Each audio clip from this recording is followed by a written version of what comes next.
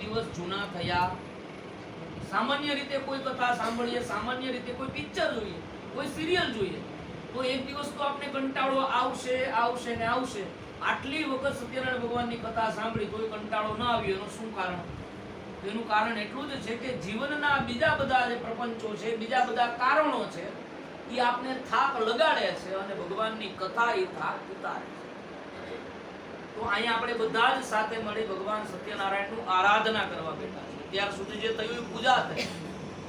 તમે જે લોકોએ કીર્તન કર્યું, કીર્તન શા માટે કરીએ? કારણ કે કૃષ્ણને સૌથી વાલામાં વાલું પાત્ર હોય ને તો એ કીર્તન છે.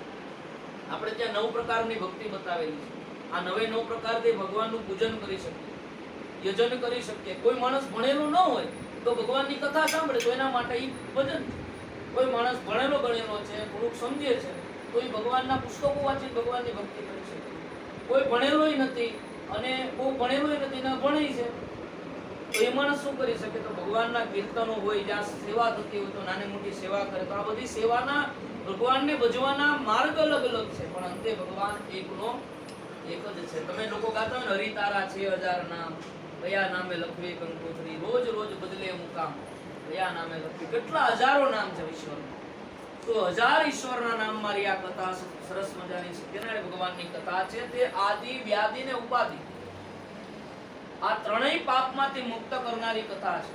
અને કથા સાંભળો ને એટલે અવશ્ય થાક ઉતરે, ઉતરે ને ઉતરે. અને ભગવાન છે એની પ્રતીતિ જ છે.